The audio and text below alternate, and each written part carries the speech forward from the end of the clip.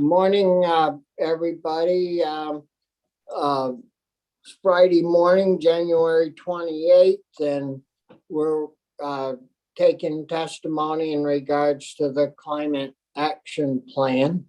From Wednesday, I guess we had testimony, and so I think this morning we'll start off, well, we left off with Lauren. Wednesday, we kind of ran out of time. So Lauren, would you like to start off? Yes, thank you, Chair Starr, and thanks for bringing most of us back today to kind of finish up on testimony. For the record, my name is Lauren Oates. I was appointed by the Senate to represent natural hazards resilience on the Climate Council and was the one of two Senate representatives on the steering committee, and then also sat on the Agriculture and Ecosystem Subcommittee with a handful of others here today.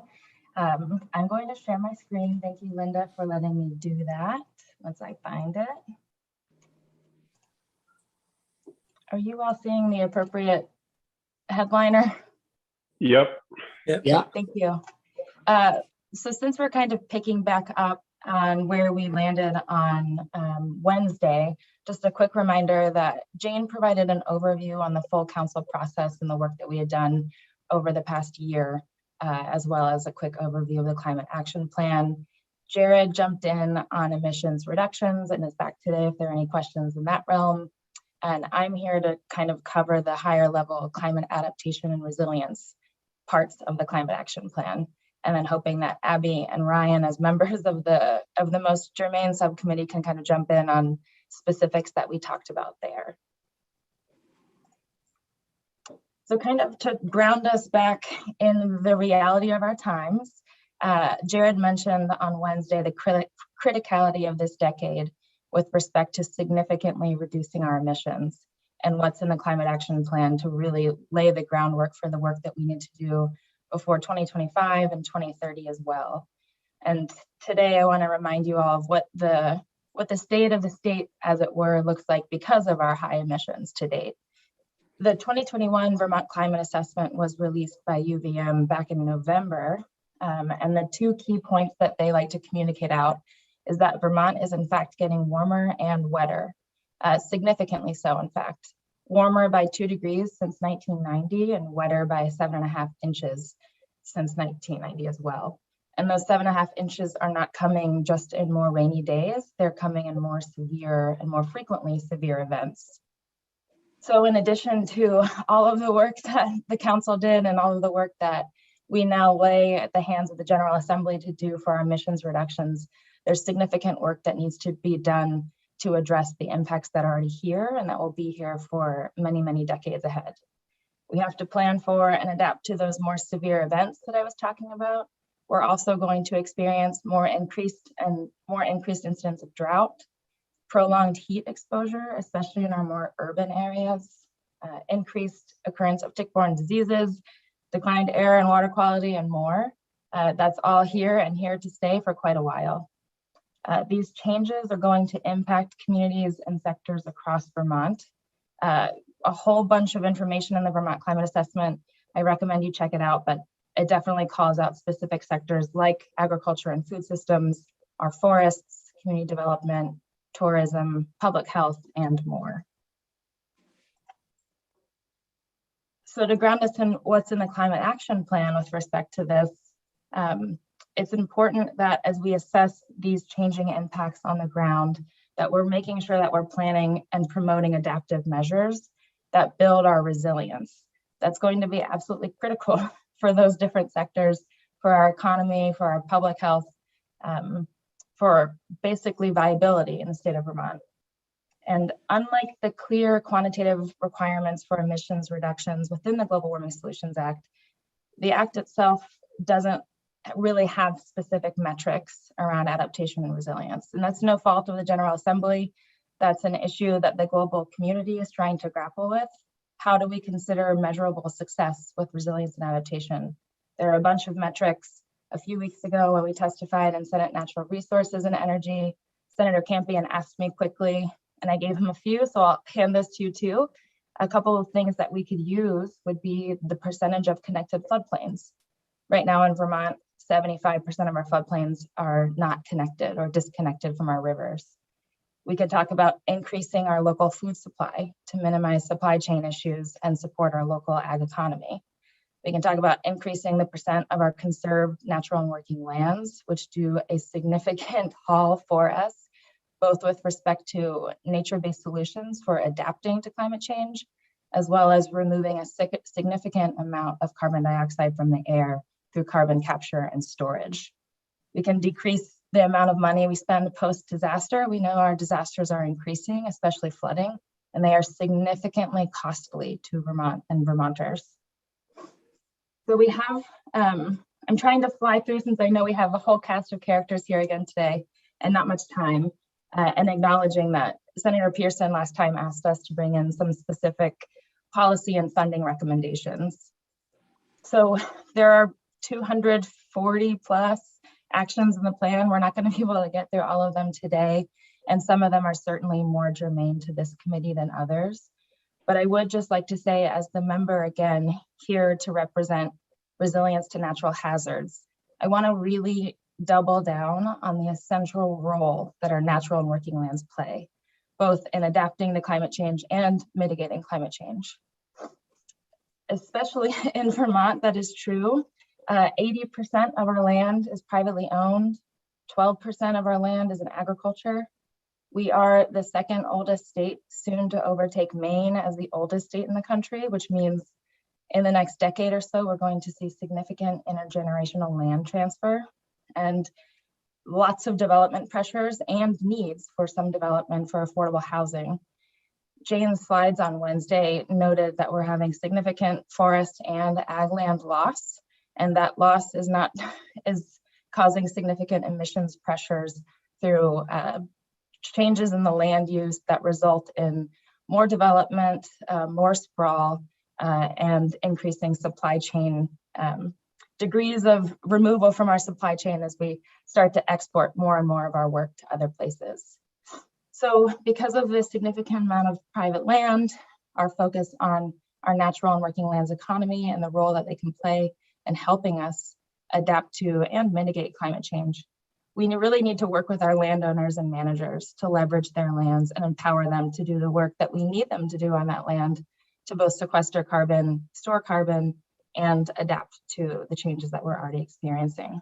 So a few of the key considerations, again, from wearing my hat as a natural hazards resilience expert, would be to really focus on land use policy and funding for programs that already exist that empower natural and working lands economy and conservation.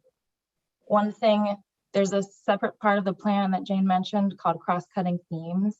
One of the primary themes there is compact settlement and investing in compact settlement. That came up in all three of the subcommittees that worked on developing actions for the climate action plan. So if there were one silver bullet in climate change, which there's not, this would certainly be elevated as potentially pretty close to a silver bullet. Compact settlement yields emissions reductions benefits through reducing vehicle miles traveled and improving public transportation. It creates affordable housing and promotes community cohesion and development of our local economy.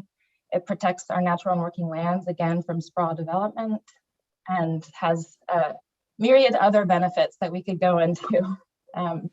Through policy initiatives, a couple of things that we worked on, as well as the Rural Resilience and Adaptation Subcommittee, is really focusing on reducing forest fragmentation, promoting flood resilience, and supporting investments in resilient infrastructure, especially those for nature-based solutions, which are often more cost-effective and more sustainable. We talked a lot about investing in strategic conservation, using Vermont conservation design as one of the guides for prioritizing those efforts. Our subcommittee especially spent a non-trivial amount of time talking about the importance of fully funding the Vermont Housing and Conservation Board, as well as their farm and forest viability program, alongside robust support for the Working Lands Enterprise Board and regional planning commissions. We talked about establishing climate resilient zones, kind of overlaying all of these climate related data sets that we have and understanding where we should be developing land and where we should not be developing land to build out our resilience as both human and natural communities. We talked about the opportunity to leverage existing state grant and regulatory programs by requiring climate-based framework. So not just within agencies that seem very apparent to us, like the Agency of Natural Resources or the Agency of Agriculture, Food and Markets, but Agency of Transportation, who regularly has to respond to flood damage and create more resilient infrastructure. Buildings and General Services, who own or are responsible for managing and maintaining a lot of our buildings and therefore can reduce a lot of our thermal emissions and more. And finally, especially relevant for this committee, we talked a lot about creating some payment for ecosystem services programs, not only for the agricultural sector, but certainly inclusive of the ag sector, but also just more broadly our natural working lands economy and the opportunity to, again, leverage those 80% of our lands that are privately owned for the myriad climate benefits they yield. I think because I'm looking at the clock and know that we have very limited time and a lot more people, that was the quickest overview I could give that was relevant to this committee. I appreciate your time today, and I'm happy to answer any questions now, or I'm going to stay on so I can answer them if there are more. But thank you again for bringing us back and your time today. Yeah, thank you, Lauren. Very good presentation. One quick question. I don't. You said from 1990 to present, like we've gotten 2 degrees warmer and got 7.5 more inches of rain. Did anyone check back like 30 years prior to 1990 to see, like from 1960 to 1990, how much movement we had in both, our degrees and as well as rain? So Yes. We've got something to compare with. Yeah, the National Climate Assessment has really good data that show both from 1900 to 2016, I think, as well as 1970 to 2016. And it shows a significant increase in trends between the earlier half of the 1990s and the second half bleeding into the 21st century. So you'll see, I'm happy to share those data with you, but it's a significant increase in the trending in the past 30 to 50 years for both warming and water in the Northeast region. Yeah, you're comparing apples to apples, and that there is an issue there for sure. Like fully funding VHCB and of course they do both land conservation as well as housing. And we've had in the last few years, we've had such a problem with housing that we've in the past few years diverted quite a lot of that money to housing, we in the legislature. And I don't recall if we put any criteria on that housing money so that it would cluster, new housing would be clustered within a village district, or and maybe that's something, I don't know if you folks looked at it, but it might be something that we want to look at, so we aren't creating new housing and taking forest lands out and then building and putting housing in where there's no proper sewage and water. But we'll talk with Gus in regards to that. Great idea. Thank you. Any other quick questions from the committee? Mr. Chair, just let me ask Lauren, thank you for your presentation. And to the chair's question, 1990, my memory is that reflects the year that the world community through the UN sort of started getting a bit serious about this. So it's not just plucked out of thin air, but maybe you could help us recall the logic of 1990 as a starting point, because a lot of our statutes and the discussion more broadly reflects that year for some reason. Yeah, certainly not plucked out of thin air. And Jared talked quite a bit about this, I think, as did Jane on Wednesday, especially under the emissions framework, where we kind of have a 2005 baseline for our 2025 targets, and then we shift to kind of the global community's 1990 baseline. So I think, as I understand it, the Vermont Climate Assessment was trying to kind of mirror from the emissions perspective, where we use 1990 often as our baseline. Here are also the real impacts that we've seen on the ground since 1990 as well. So it's definitely not an arbitrary date, and you can kind of drop a pin anywhere in the later half of the 20th century and see that significant upward trend in those climate impacts that I said. But they're using 1990, I think, to mirror the mitigation side of climate action. Senator Starr, if I might add Peter? something there. Sure. For the record, Peter Walk, Commissioner of the Department of Environmental Conservation. We talk a lot about baseline years and percentage reductions, and ultimately that's just a way to get to a straight number, right? We have a budget of carbon we can have be in the atmosphere without causing significant warming. And we're all aiming towards that sort of that carbon budget in the atmosphere. And how we describe it can be relative to percentage reductions from a baseline year or an in grand total, but it is, you know, again, we're just sort of figuring out ways to describe the same thing. So I think it's important to keep that in mind. Yeah, thank you. Thank you, Peter. Any other questions from committee members? If not, Abby, you got started pretty well the other day, but have you got more that you would like to present? No, I'm more here just as a resource if it comes up that you need my perspective, but I'm happy to turn my time over at this point to somebody else. I think that might be Mr. Patch. Yeah, Ryan.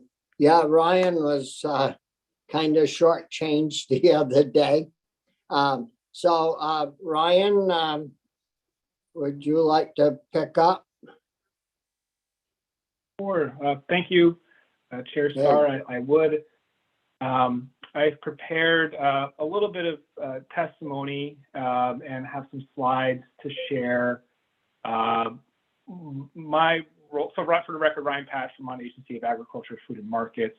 I was Secretary Tebbett's designee to the Agriculture and Ecosystem Subcommittee, and I worked with the subcommittee on many of the questions surrounding agricultural emissions, emissions reduction, and the mitigation strategies that agriculture can utilize to support Vermont to meet its climate goals.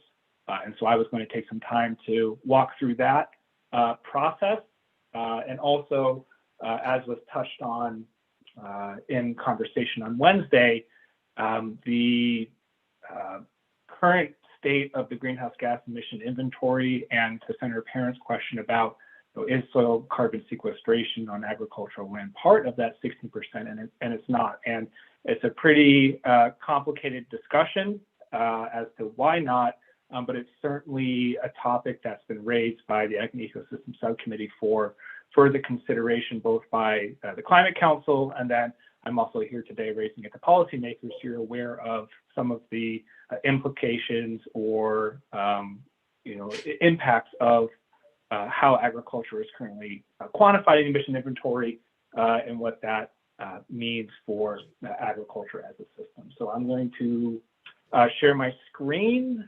If you give me just a second, apologies. Pull that up. Folks seeing a title slide? Yes. Great.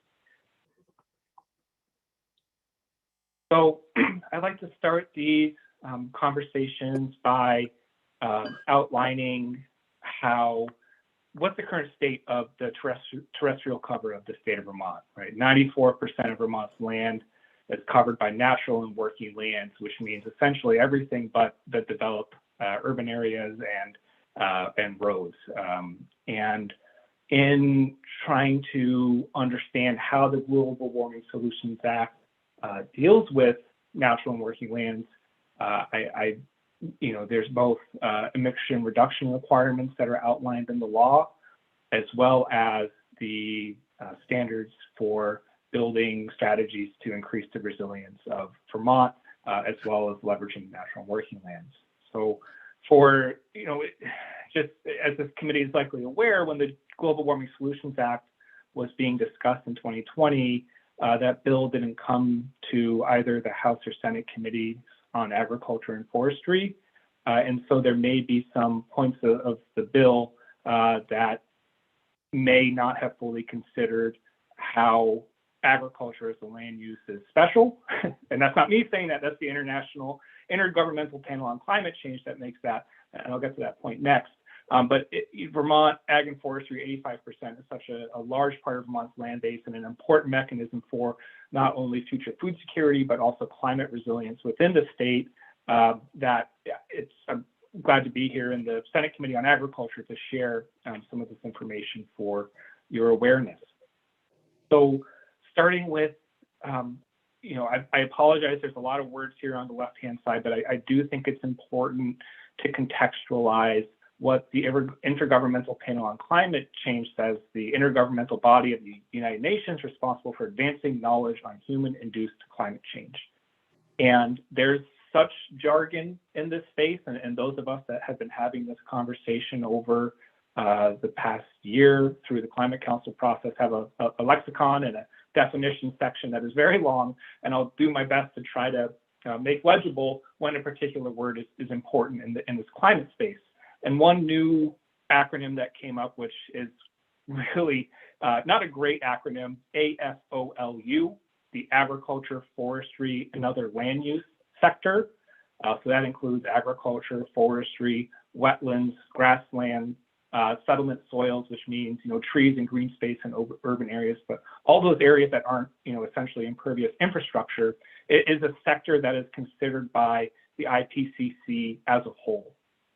And I have three sections in this that I want to walk through because I think it sets up the rest of this discussion. It says the ag, forestry, and other land use sector is unique among the sectors considered in AR5 volume, since the mitigation potential is derived from both enhancement of removals of greenhouse gases, as well as reduction of emissions through the management of land and livestock.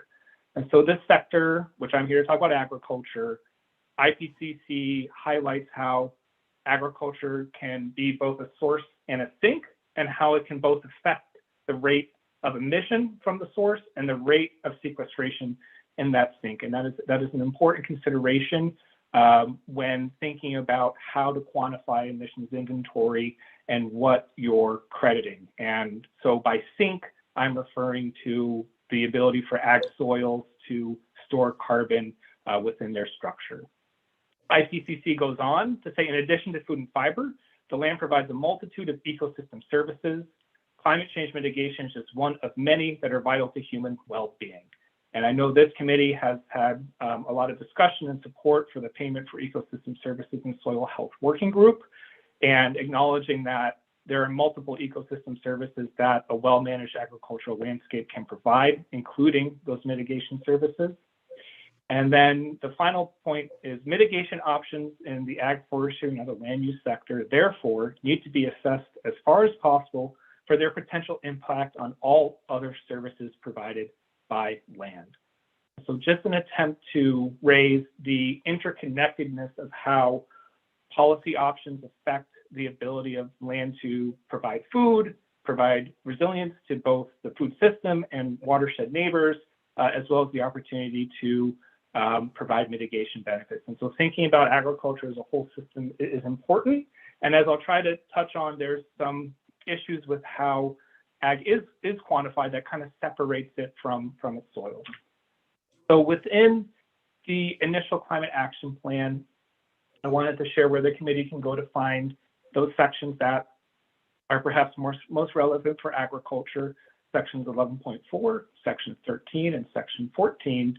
And what you'll find here in section 11.4 and section 14 is that the first pathways that are identified for mitigation and sequestration are the same in both sections, because many of the conservation practices that farmers can adopt and implement can have a simultaneous impact on the reduction of emissions from ag soils, as well as affect the rate of sequestration.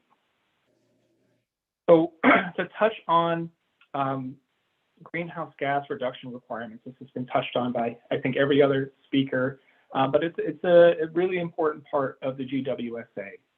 The directive that Vermont shall reduce emissions of greenhouse gases, and it shall do it pursuant to the greenhouse gas emission inventory outlined in 10 VSA section 582. And this emissions inventory sets the targets for the different sectors, and folks may have seen this pie chart that comes from the report that DEC, as Commissioner Walk said, is responsible for administering. And within this wheel of emissions, we have, as was talked about in Jared Duvall's presentation, right, 75% of that is fossil fuel related energy emissions. And agriculture is a sector that is included in this emissions inventory. And as I'll attempt to unpack why and how agriculture is in this emissions inventory in this way, it makes good sense because in 2006, the Vermont General Assembly passed a law that established the greenhouse gas emission inventory, which explicitly called out the need for agriculture to be quantified for its emissions. And so here it is, it makes sense. There certainly are emissions from agriculture. So this is a slide from Dr. Ali Kasiba from Forest Parks and Recreation from a presentation she gave to the House Committee on Agriculture and Forestry. And in setting, so this is where I want to try to introduce, which likely have been discussed previously, the concept of gross emissions and net emissions and how those are potentially tracked and quantified, and why that's important within the context of the GWSA and the emission reduction targets that are established in the law. So when we, from the first slide, right, 85% of Vermont is agriculture and forestry, 73% is forestry, and that represents a huge net sequestration potential for the state. And so when thinking about how to make emission reduction targets that, to Commissioner Walk's point, decreasing concentrations of CO2 in the atmosphere is the goal. If we look at the total set of Vermont emissions, there may be a reason to not, until 2050, as is outlined in another part of the Act, if we were to consider all of the net benefit of both soil carbon sequestration in farms and forests, as well as the terrestrial biomass of carbon in our forests, it may diminish the urgency and degree to which fossil fuel-based emissions need to be reduced based on those targets that are outlined in the GWSA. And so, in part, the current Vermont greenhouse gas emission inventory is calculated on a gross basis. It has been since 2006.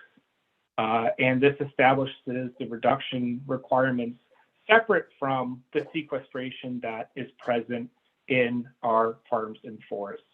And I don't want to drag forestry into this too much, but there are emissions from harvested wood products in the forestry sector, as an example, that isn't counted in the current gross emission framework. And so there are emissions out there that aren't fully captured in the greenhouse gas emission inventory, but that's not a point I'm trying to make. The point I'm trying to make is until 2050, right, looking at gross emissions puts an urgency of reduction on the fossil fuel-based or other substances used in industrial processes, that there are alternatives to those energy sources. Transportation, a lot of talk about electrification and renewable energy. You can take a gasoline-powered car and power it by solar-powered batteries, right? That is a real option. Agriculture in this emission inventory and the way that it's quantified is separated from the soils that provide the sequestration from farm management. as with water quality, we know that farmers can manage their fields differently, and good managers can have a net benefit impact on water quality or a net deleterious impact.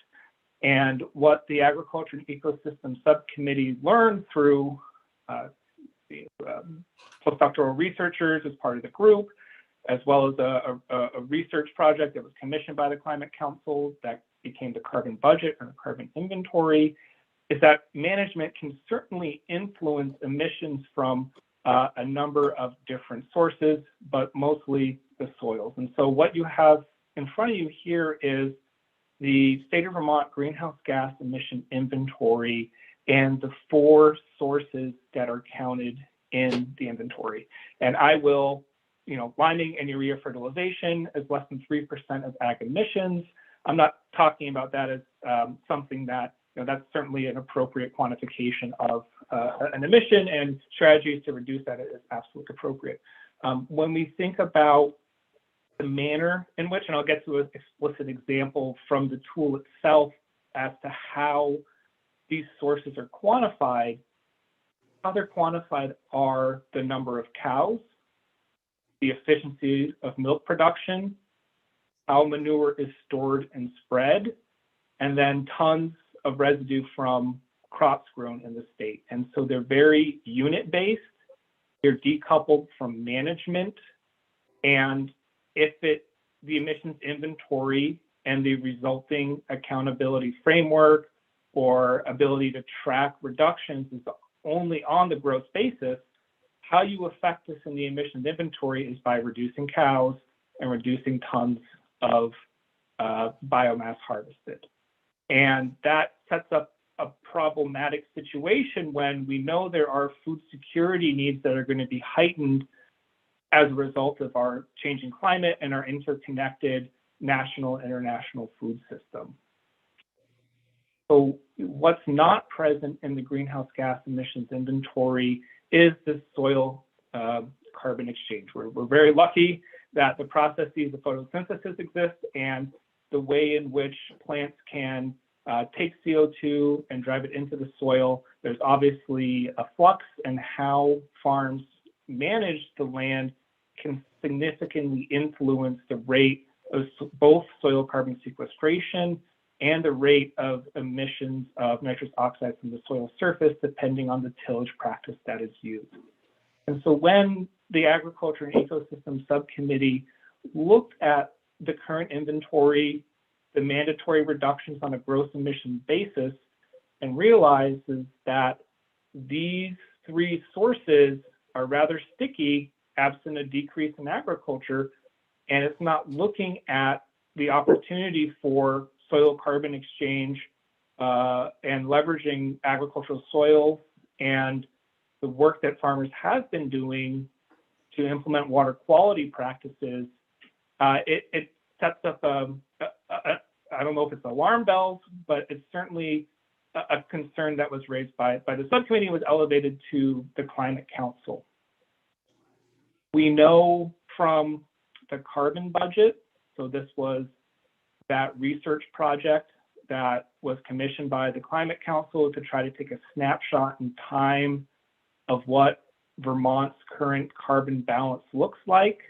What you see on the screen in front of you is just the largest types of crops that are grown in Vermont, their change from 1990, and whether they have net sequestration or a net emission within the carbon budget. Obviously, we've lost 30% of our cropland since 1987. And so it makes sense why the net sequestration line is decreasing.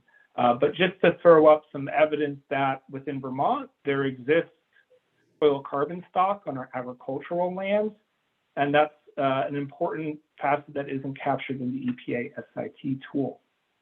So I'm introducing the specific tool. This is what, from my understanding, the Department of Environmental Conservation has been utilizing since the passage of the greenhouse gas emission inventory requirements from 2006. It's called EPA State Inventory Tool, and it comes from EPA, obviously, and there's state level modules that can be utilized to estimate emissions. SIT is chapter 5 is what is utilized to quantify that 16% agricultural emissions that are reflected in the most recent greenhouse gas emission inventory. EPA also has a chapter 6, which is called, sorry for the acronym, LULUCF, land use change in forestry. And this is the chapter in which you get a gross accounting of soil carbon stocks in cropland, grassland, forests, and other land uses. Currently, the emissions inventory is constituted of chapter 5. So EPA SIT utilizes chapter 5 and 6. The emissions inventory, was put forth in 2006, and 1 month after Vermont first promulgated emission inventory, the Intergovernmental Panel on Climate Change, IPCC, those international scientists, put out an amendment which synthesized the agriculture emissions module and the land use change and forestry module. And so that second slide I shared about how AFOLU is the term that's utilized by the IPCC to look at emissions from agriculture and associated land uses. The IPCC guidance is that national greenhouse gas emissions inventory should consider both agriculture and its land use in the same breath, right? This integration recognizes that the processes underlying greenhouse gas emissions and removals, as well as the different forms of terrestrial carbon stocks, can occur across all types of land, and that often the same practice influences both agriculture and the land use change in forestry. Saying agriculture can affect emissions and it can affect sequestration. And then this is just an excerpt from one of their presentations that outlines why it was unique, right? For the first time in the AR5, the terrestrial land surface comprising agriculture, forestry, and other land use is considered together in a single chapter. It ensures all land-based mitigation options can be considered together. We know from a presentation that EPA gave back in 2006, shortly after that amendment was put forth to how national greenhouse gas emission inventories are to be conducted, that they said these changes will likely be incorporated in the next round of revisions to the SIT, the State Inventory Tool modules. That hasn't happened. So it kind of leaves the process that Vermont has been using all along disconnected from that guidance from IPCC, and EPA has not reconciled the breakdown between the two chapters and has not updated that tool to the IPCC guidance. They've acknowledged it, but they haven't updated it. That's not our fault. That's EPA not updating the tool. So I'm going to just drill down to one more important issue, right? A lot of the EPA SIT tool is very coarse, right? It talked about number of cows, tons of alfalfa harvested, the amount of milk produced from the cows to give you a manure generation rate and how much manure is generated, stored, and spread. Very, and then the land use is based on just corn or alfalfa, right? What we know in this, well, I know I've shared this committee before, and it undergirds the whole total maximum daily load for phosphorus, is that the method for growing crops has different outcomes. The example I put up on the screen here on the left-hand side, you'll see basically what happens when you don't apply any conservation practices, right? Significant erosion, and it's not good to look at, and it's not good for water quality. Similarly, that's a baseline where you would see a lot of emissions from the management. What we see on the right-hand side is the water quality framework that farmers have been adopting to improve their environmental outcomes on a water basis. There's this concept of co-benefits, right, within climate change, and Vermont kind of started with the water quality side. And what you see below the no-till drilled cover crop that looks really nice in the fall and is going to hold that soil in place all winter is a set of what we call emission reduction coefficients that can be calculated on a county by county basis, on an acre by acre basis for the adoption of conservation practices. And this is an example of some of the most popular conservation practices that Vermont farmers have adopted in a very significant way since the passage of Vermont's Clean Water Act in Act 64 of 2015. And so what I'm putting up on the screen now is a summary of state and federal implementation since 2016. Cumulatively, over 300,000 acres of conservation practices have been implemented, which have a potential emission reduction coefficient when looking at both rates of sequestration in soil and a reduction of emissions from the soil surface. And so one of the first recommendations in section 14 about how to give credit for what farmers are doing is to develop a methodology and protocol that quantifies the mitigation benefits of the clean water work farmers are already doing. There's a lot of synergy between almost every practice for how better management on farm fields can result in climate benefits. Folks are, I think, very aware that this is phosphorus, this is not climate, but this most recent reporting shows once again, agriculture is delivering for the state on environmental basis, significant implementation of conservation practices. They are also doing it in a very cost-effective manner. And so one of the proposals from the Agriculture and Ecosystem Subcommittee is to utilize that same tracking and accountability framework that exists for water and apply greenhouse gas mitigation benefits to those practices. And when I say mitigation, that's a term that's defined in the Global Warming Solutions Act. It means both the reduction of emissions and the increased rate of sequestration or the storage of carbon in soils. And when we look at a gross first net conversation, right, there certainly are ways that Vermont can reduce emissions from the soil surface and management and storage of manure as examples, but soil carbon is also a very powerful force for mitigation. And so this is an example from Madison County of different NRCS conservation practices and an emission reduction coefficient that can be applied to quantify that climate benefit on a mitigation basis.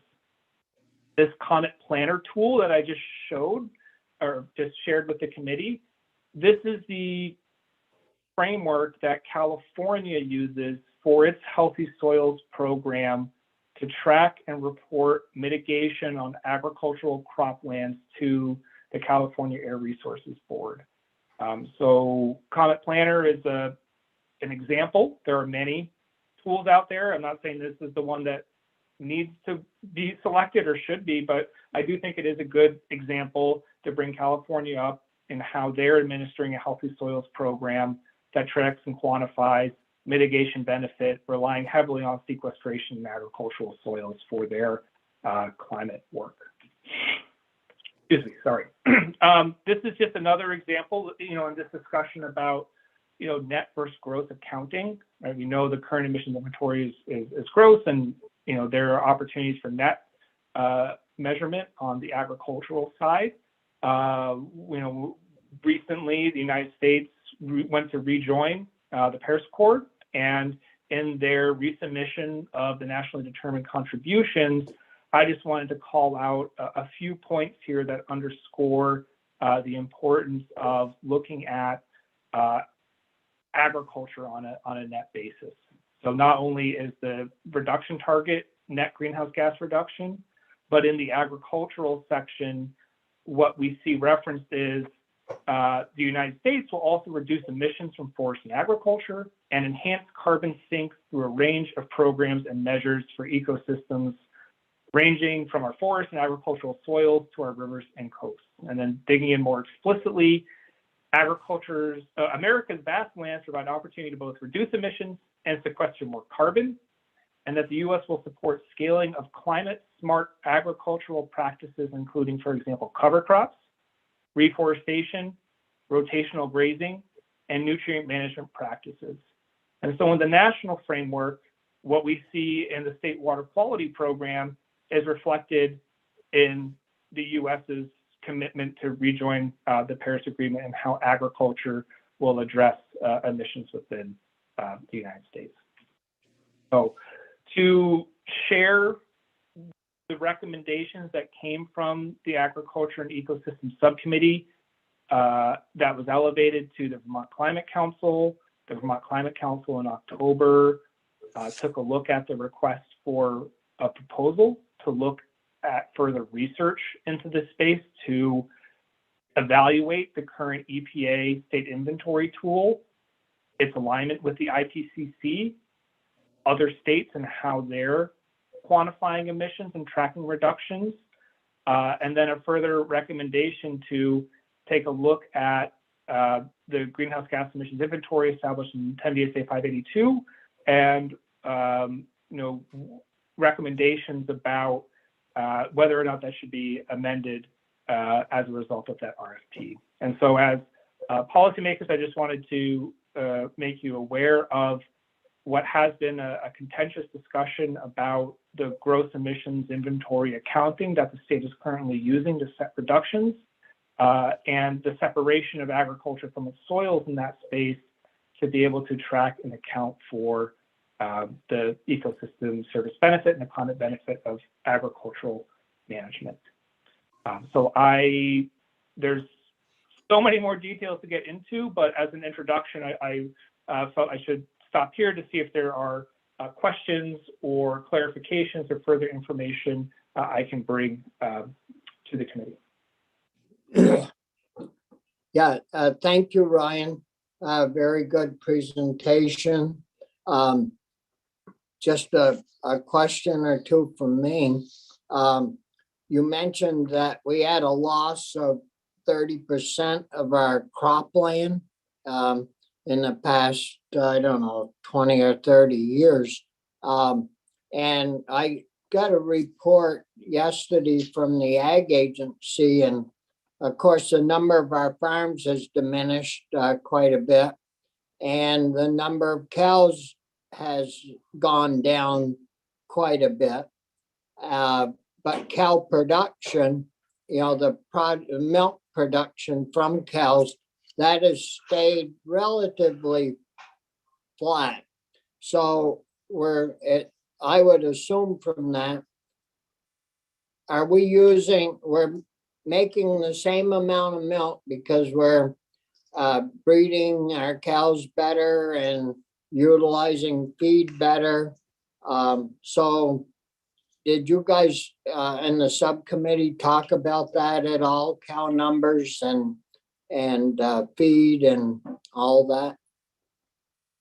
Yes, Senator, you're touching on a perhaps unintended consequence of a strictly gross emission absent the quantification of food delivery. EPA and their non-CO2 emissions report recommends increasing the efficiency of milk delivery by cow as an emission reduction strategy. The way the EPA SIT tool quantifies cows and manure production, that milk production per cow is a very important variable in that. The more milk per cow, the more manure produced, the more efficiency of feed and digestibility, the more manure you get out the back end of the cow along with more milk. And so that storage and spreading of manure can actually increase even though increase the emissions therein, even though you're decreasing cow numbers and improving efficiency. And one thing I neglected to mention in the presentation is, there's definitely concern that, adjustments to the emissions inventory for agriculture could, change responsibilities or reduction responsibilities for other sectors. And so wanted to raise that as a point that also, should be discussed at some point within the committee as well. Yeah, thank you, Ryan.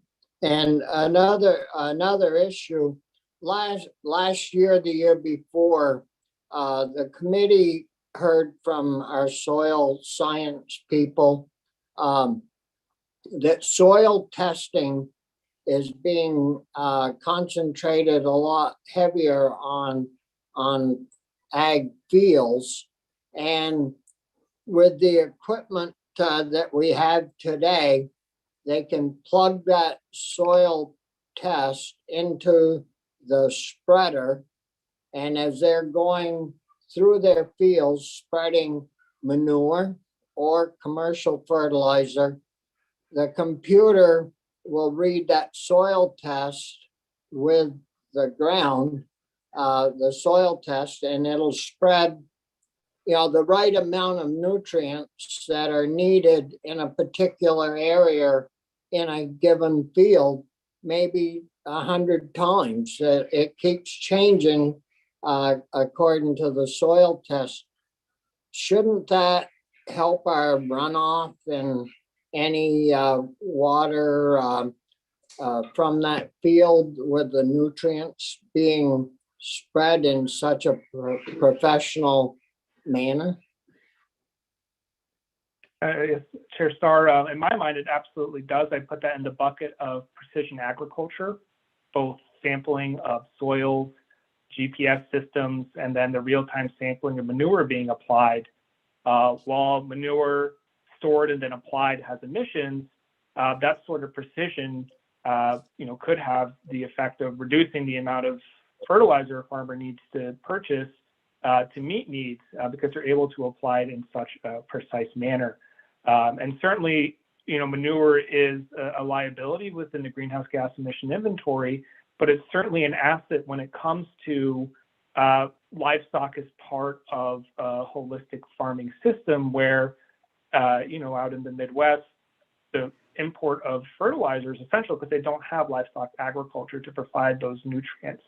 And perhaps that's why fertilizer is only 3% of Vermont's agricultural emissions. We have a lot of great manure as a fertilizer source, but to your point, the precise application of that is an essential strategy for the water quality programming. And on the climate side, it could reduce the need for fertilizer purchases and could be a way to avoid those emissions from fertilizer. Questions from committee members? No? Very good report, Ryan. Thank you. Peter, would you like to go next? Sure, I'd be happy to. And again, for the record, my name is Peter Walk. I'm the commissioner of the DC, and I'm grateful to Ryan and the work of the Ag and Ecosystems Subcommittee that really has dug into this material in a way that we haven't gotten to in the state of Vermont yet, and it's really helpful to have this level of detail. I want to step back a little bit and talk about the inventory and what it is and what it isn't, because I think it would be helpful for everybody. It is it's an estimation tool for looking at our overall emissions. This isn't like it's not like our electric meter where we have, a regular ticker of what's happening in our emission space. We can make estimates based on say the use of fuels. We can make estimates based on, as Ryan described, sort of the number of cows and the way in which manure is managed based on sort of known factors from research. But it's not we don't have monitors around the state sort of following people around trying to understand what the emissions actually look like.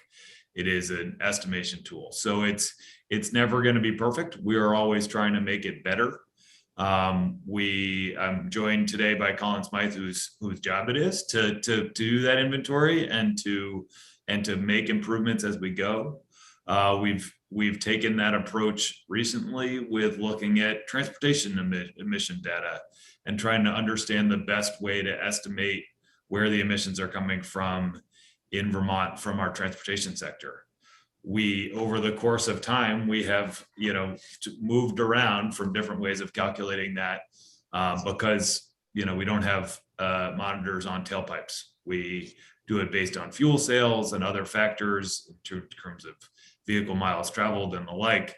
And we've made tweaks over time to the inventory to try to figure out what a better picture of what that looks like. And so I think what I appreciate in the work of the Climate Council as a whole is to recognize that there are challenges with the inventory and to seek ways to improve that work over the course of time. There is not only this work that's been recommended by the council in terms of looking at how we handle net emissions in this construct, but also looking at things such as life cycle analysis to understand sort of, to your question on Wednesday, Senator Starr, about sort of how do we think about the upstream emissions from, say, the creation and disposal of batteries for our electric vehicles. We can't separate these systems out. And so the way in which official inventories are done is, as was mentioned last time, to look at what happens within the boundaries of our state, or to some extent what we are responsible for. That's how we do it in the electricity sector. We do it at the point of generation in terms of based on our demand. So if the power was produced outside of the state, we look at the burner tip emissions from that power being produced, and then can factor it into how it's used within the state. And so there are lots of things that we can continue to work on. Colin will be the first one to admit to you that it's an imperfect tool and it's inadequate to answer all of the questions we'd like it to ask it. And so we're always constantly trying to make that better. As part of the Global Warming Solutions Act, you asked, as the legislature, the council to think about how to make those improvements. The Science and Data Subcommittee that Jared was the co-chair of looked at those things, and that's where the recommendations from various subcommittees came out as to advancing further study of those pieces. I will say, there are challenges with this law as a whole. I think one of the things we've talked about pretty significantly is the time frame associated with the development of this plan, and the fact that it didn't allow for sufficient outreach to the Vermont public and engagement with Vermonters on how this work will impact their lives. But one of the other pieces is thinking, if you're going to make changes based on a baseline, kind of want to understand and get that baseline to be as good as you possibly can before you launch into the work that will achieve those results. And we're at a bit of a point where we're trying to improve the baseline and an understanding of what exists while we do the policy work to achieve those results.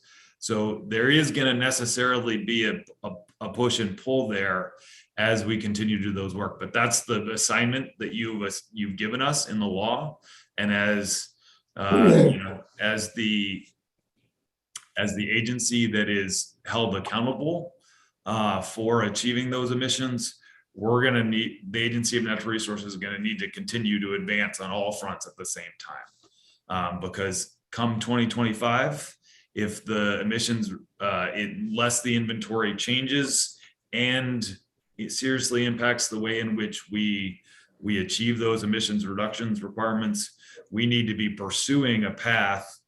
We as a state needs to be pursuing a path, and the Agency of Natural Resources can be held accountable to meeting the emissions reductions as they're foreseen in the law by 2025 relative to 2005 baseline. So as you can see, it's not an easy, here's where we are, here's where we need to get to.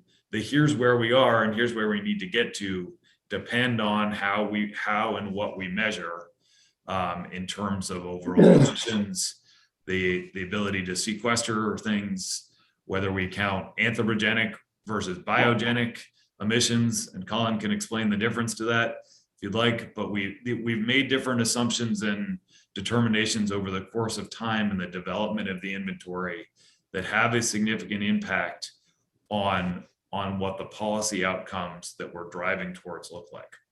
And I'll step back and step away from the agriculture example for a moment and talk about life cycle. We talked about life cycle analysis a bunch, in the Climate Council work. Primarily, we talked about it in the frame of electric emissions, right? So what happens, say, from the emissions associated with the flooding of a reservoir for Hydro-Quebec-based hydropower? What I like to think about in terms of life cycle analysis is what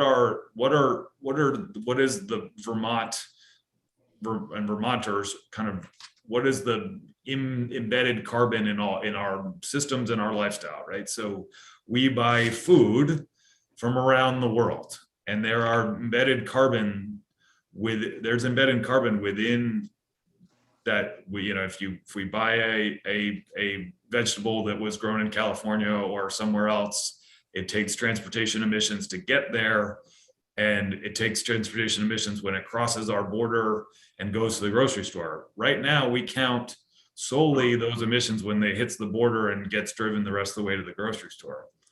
But we know that our policy decisions and what we value as a society affects emissions that are happening outside of our state boundaries. So if we think about more of a life cycle or sort of the overall kind of consumption-based inventory, you might think about supporting local food because it doesn't have that giant upstream tail of emissions. And so there are lots of factors at play here in terms of the policy choices that result from how we measure. And it's never going to be perfect because of the fact that we don't have sensors everywhere. And even then we'd still have to make assumptions. But we're always trying to get better. And I think that's the benefit here, to take the work that Ryan and the Ag and Ecosystems Subcommittee has done and build from that and see if there are ways to improve the way we count, and to make sure that we're driving towards policy outcomes that achieve what we're talking about, which was, I'll go back to the beginning of what I described earlier, which was there's carbon in the atmosphere, and we want to make sure that that doesn't get to levels that cause significant warming. It's already caused warming. And if we don't slow down our rate of emissions and eventually start to pull down carbon from the atmosphere in a net construct, we will continue to see catastrophic impacts of climate change. And so that's really where we need to be focused, and we need to be doing that the best way possible and having tools that help communicate those decisions to Vermonters along the way. So that was a lot, and I spoke really fast. I just want to make sure everybody has time to ask questions and work through this important topic. Yeah, thanks, Peter. I think the baseline issue is critical, that if you don't know where you're starting from and you're trying to get to an end, how do you ever get to the end if you don't have solid ground that you're starting from? And so a question on, and we never looked at this bill, Ag has put together a lot of bills over the years I've been in Montpelier, and some people may think that we work slow, but VHCB, we put that together in Ag, and we took our time, and to my knowledge, it's never been back for a rewrite. We've made a few minor changes, but never been back for a rewrite because we kept working on it until we got it right. The same thing basically is with the current use program. The only change we ever really added, and we did that in Ag, was to add ag lands to that program to make it an equal to forestry. So why wouldn't you folks at DC and go in and ask for a time extension, and so you can get that baseline set up properly and correct, so we know where we're starting from and move forward from there. Yeah, and I don't know, like the food that we're using. I mean, where I rent my apartment for the winter, that guy sells for one of the big outfits up in Chittenden County, around the state, sells food. He's constantly telling me at night, if we get to visit, about the problems of getting tomatoes and all kinds of veggies trucked in from the West Coast. So we should be measuring the pollution from that truck all the way across the country. I mean, as a country, we're trying to solve our climate problems. Well, that fuel from that vehicle and the emissions should be measured from its starting point, not just from the Vermont border to its destination here in Vermont. I mean, that should be in that baseline material. So it would give us more credit and maybe more muscle to promote local grown foods even more. And I'm in the trucking, or was in the trucking business until I retired, and the boys are doing it now. But we hardly ever run one of those trucks home empty. Those guys from California, they truck halfway across, well, all the way across Vermont, and usually out into Buffalo and Cleveland before they reload to go back west with. So, there's all kinds of issues that they're creating, and by us not growing our own food or having at least enough so we're secure. But anyways, I don't know if you got any answers to any of that, but it's just my feelings. So why aren't we measuring from the starting point? So I'm gonna call on Jane here in a moment here, but I just want to answer some of your questions. So this committee was not involved in a detailed fashion in the negotiation of the Global Warming Solutions Act, but we were present a lot speaking about the timelines associated with the bill and whether or not we could reasonably anticipate having the work done and having completed all of the necessary work done in order to meet those timeframes. So I think the record is pretty clear on where Secretary Moore and I came in multiple times to multiple committees to describe the fact that this was a very challenging timeline to meet in multiple forms.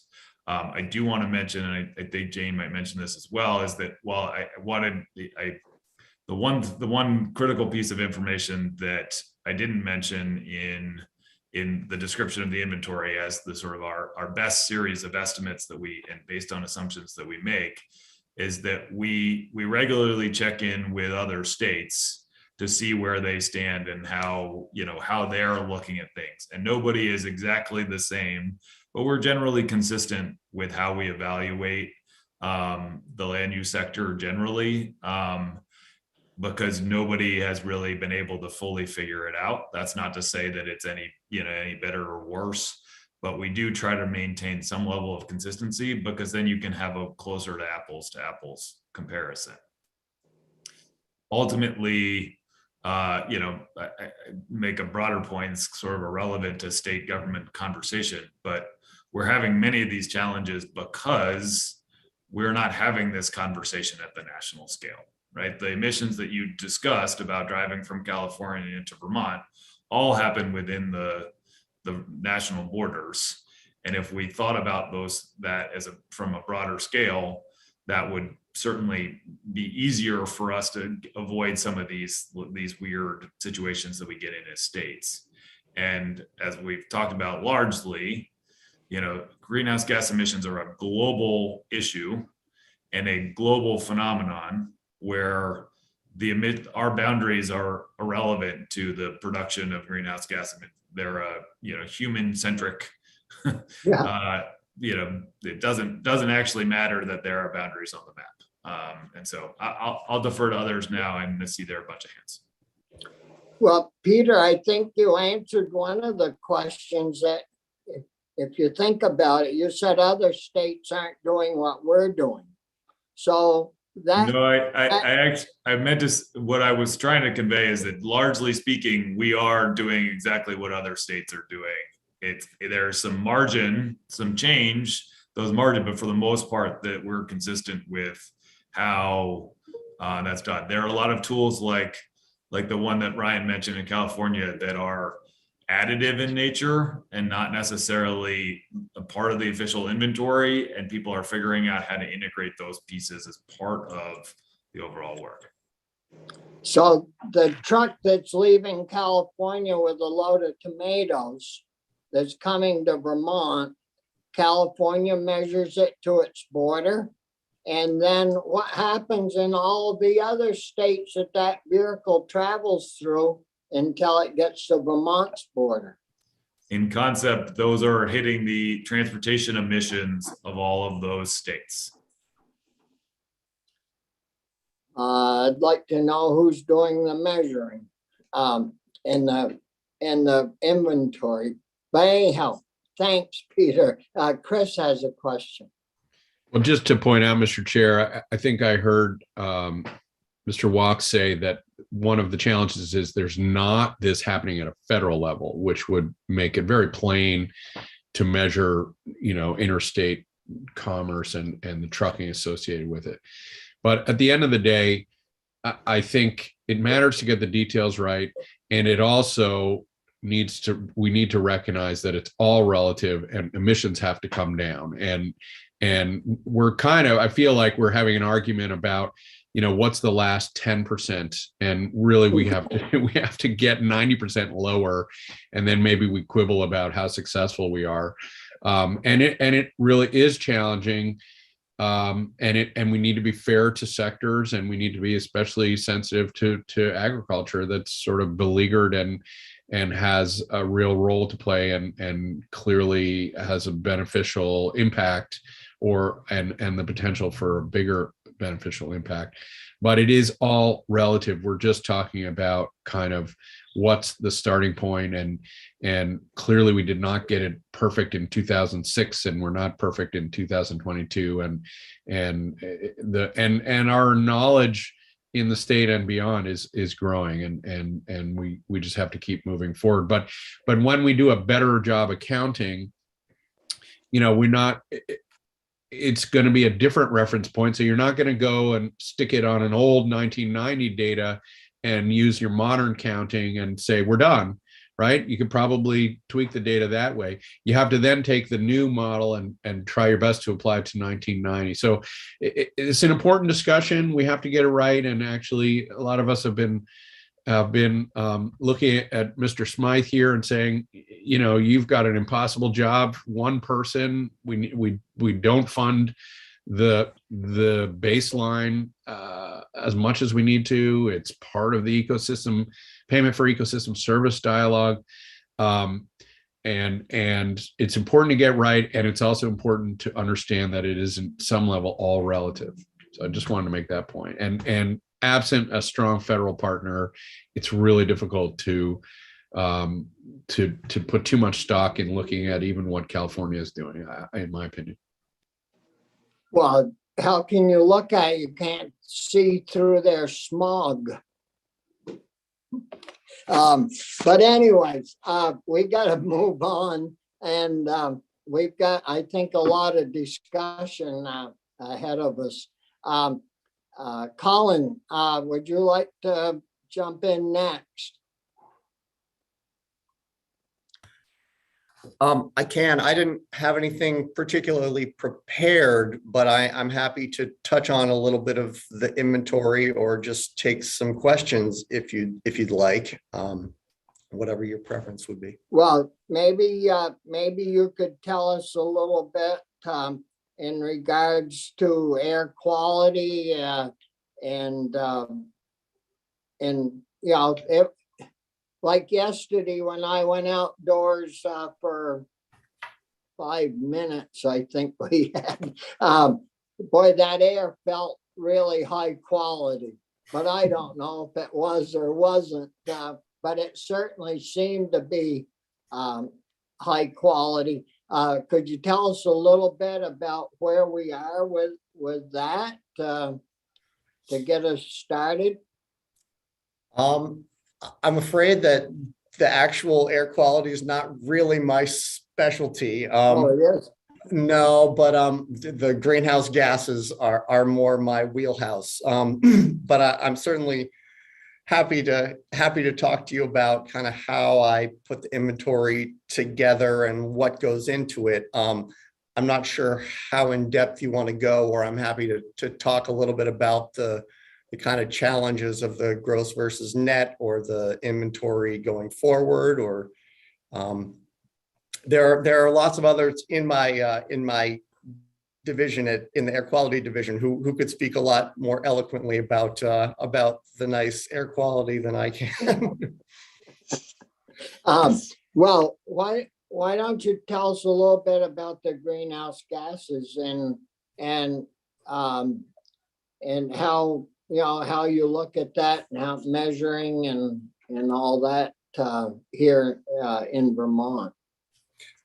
Sure. And yeah, please stop me or redirect me if I go in a direction that you would rather go somewhere else. But I guess I'll kind of start off with something kind of building on what Peter was talking about in the inventory. And they are estimates. And so they are based on generally activity data. So things that happen in Vermont that we have available data for, like fuel sales or vehicle miles traveled or number of cows or acres of cropland, things like that.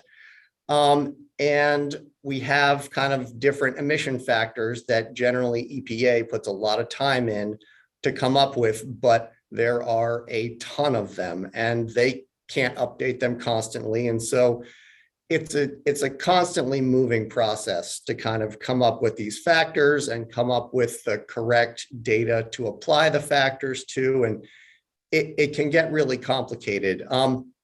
And so, like Peter said, they are kind of our best estimates. And we do try to be as consistent, like where we have work groups with other states in the region and including California, where we talk about these things and people's inventories and kind of how people are doing what. And it's not always possible to be exactly consistent because of different data sets, different amounts of resources, frankly. And yeah, there's just kind of a lot of nuance in the putting together of these data. I guess just to talk a little bit more about the ag sector and the land use sector specifically, I completely appreciate Ryan's points. I think that net accounting would be great. My concern with net accounting is the fact that I'm not entirely sure that we have the data available to do an accurate enough net accounting every year to make it a reasonable estimate. And that may not be entirely true for just the agricultural sector. I think it may be, and I honestly have not dug into all the kind of in-depth details that were put together as part of the carbon budget at this point. That is my plan going forward in the next iteration of the inventory.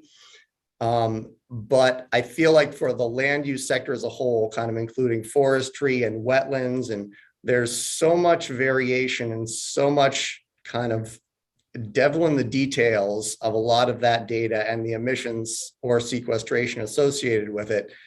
And the data sets you need are kind of for the whole state. And so you're looking at these satellite images that have different pixel sizes, and you have to tell between one year and another what kind of land type changed between those two pixels that are just different colors on a map. And there are lots of really sophisticated ways to do this, but I think it's very much developing. My understanding is I'm concerned it's not there yet to give us an accurate enough change to make it meaningful between 2 years. And that's not to say it's not worth trying to do. And kind of my plan is to try to kind of make a more robust land use sector and attempt to kind of incorporate the ag in the next iteration of the inventory, but I haven't gotten there yet. And I think there needs to be a lot more research that goes into this also, like Peter was describing, in order to do that accurately. And I would be against, certainly, and I'm not sure if Ryan was suggesting this or not, but I would be against using that net value as kind of the official target. I think it's an important piece of information, but I would be more for keeping it, tracking it, but not changing kind of the official gross versus net discussion. Yeah, I'm trying to, maybe I'll leave it there for the moment and see if anybody's got any questions. I feel like I've been going on for a minute. Chris? Thank you, Mr. Chair. I'm sort of confident that here in Senate Ag is not maybe the right place to adjudicate these questions. They're big questions, but my question to all of you, I suppose, is this work underway in terms of beefing up our standard and making sure this broad range of sort of expertise is being included as we look to do this work, not for the next couple of years, but for the next couple of decades? Can you just help us understand, I guess where I'm coming from is you've all laid out, some of it's conflicting, some of it's consistent, but the need to have a more sophisticated tool. And I'd like to understand, absent the legislature doing anything specific, is that development underway, and what could we expect out of it? I can give it a shot Yeah. first, if that's all right with others. Yes, it is being worked on. It is kind of, as I mentioned, a lot of the land use change stuff especially is based on, the land use change, I guess, is based mainly on kind of satellite imagery and products derived from that, maybe potentially LiDAR data, kind of light detection, kind of 3D modeling of surfaces, that sort of thing. And so that people are doing a lot of work on that. And I don't have any idea what to tell you in terms of the timeline, but I know that a lot of states are looking at that and looking at ways to come up with better estimates. The struggle, I think, is that these data sets, at least right now, generally aren't produced every year. And if they're produced consistently enough, that might not be a problem. But that's, in my mind, and maybe Ryan or others have other thoughts, that's kind of one of the biggest challenges with the land use. And I think it sounds like from the carbon budget that the ag sector itself may have a little bit better data. And I've talked with Ryan and Judson from the ag department about attempting to try to work in some of those kind of management practices that he was mentioning, because we do feel like those are important. And we have a lot of discussions to have on that front, I think, and how that might be done.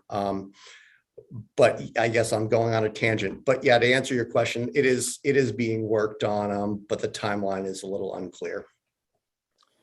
Colin, Mr. Chair, I'm sorry to cut you off, Mr. Chair, but I see three folks that have had their hands up who may have anything to, I don't know if they're holdover from other questions or they're more to complement what Colin is telling us. So I don't know if you can see that, but Jane, Jared, and Lauren all have their hands. Yeah, I see Lauren and Jared and Jane. Jane, Jared? I think Jane was first. I'm happy to defer to her and then Okay. go after. Thank you very much, Chair Starr and Senator Pearson.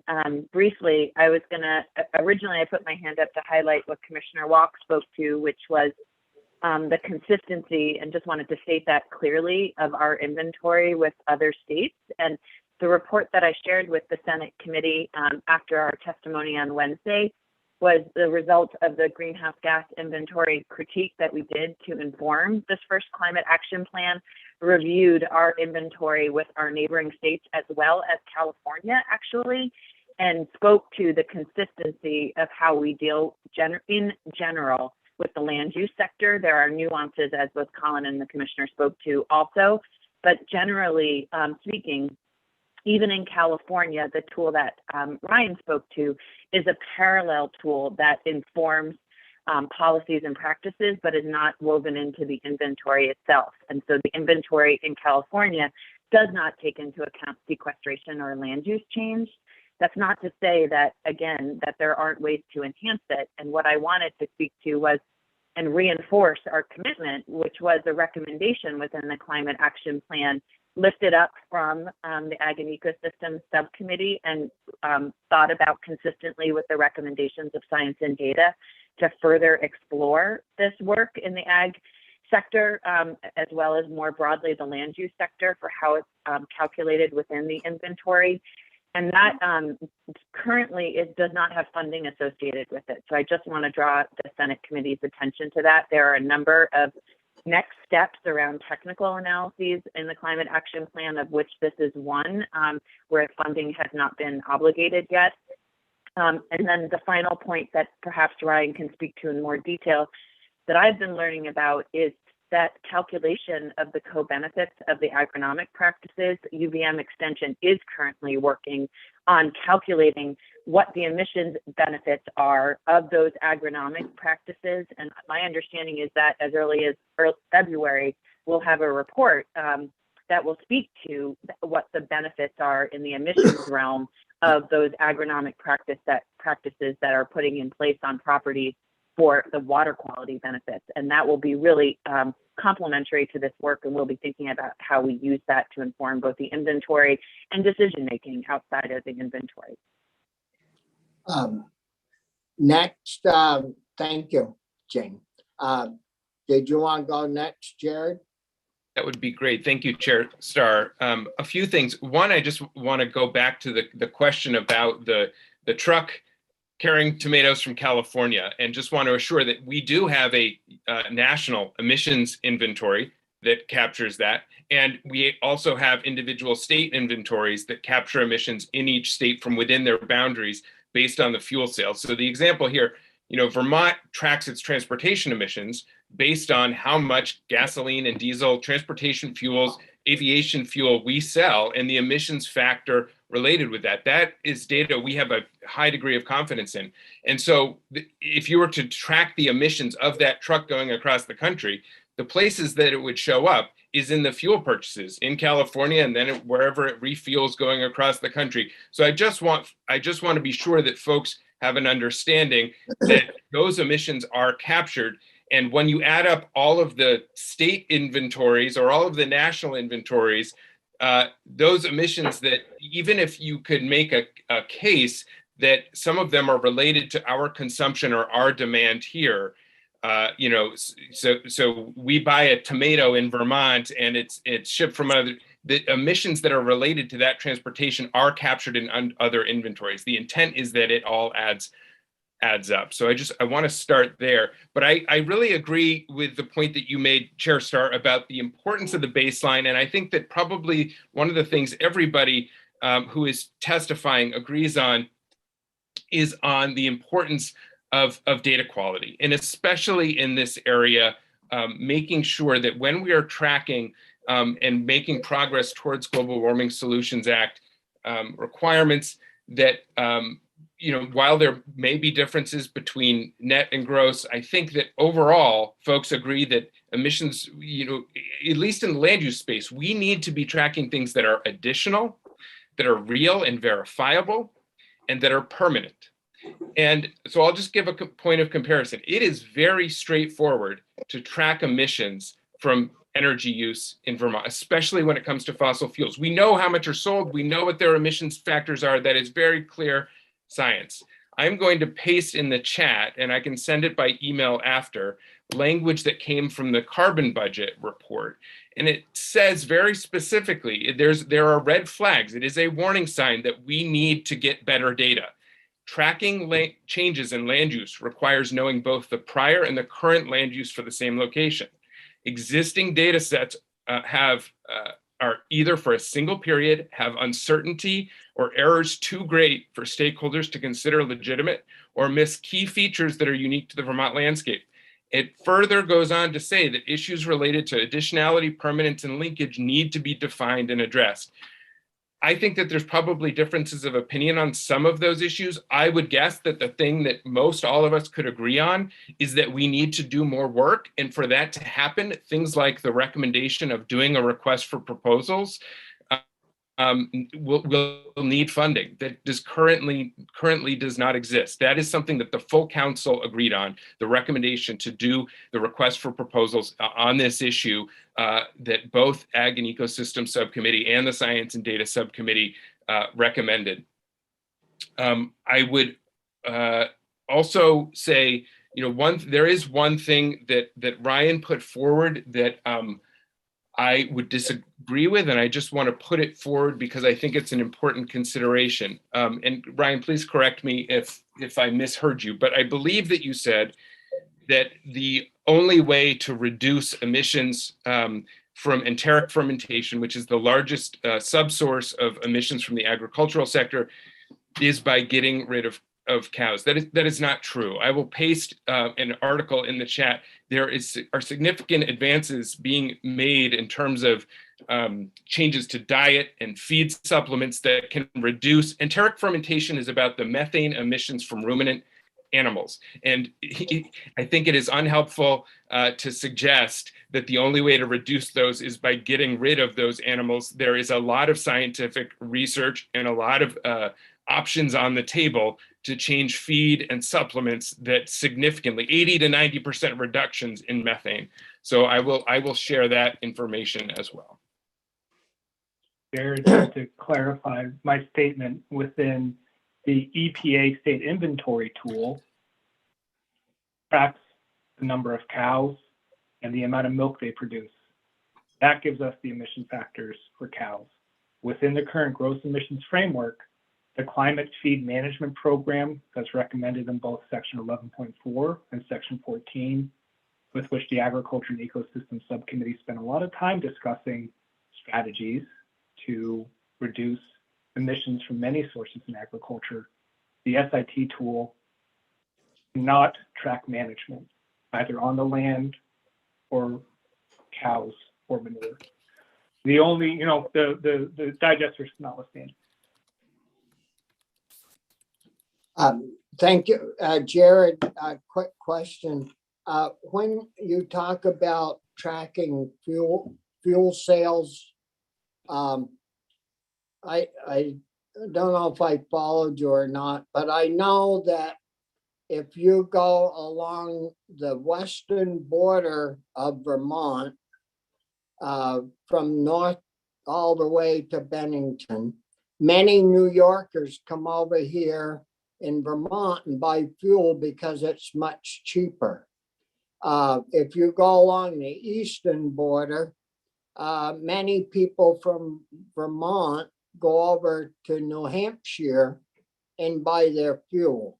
So how do you track the difference there? If you explain that.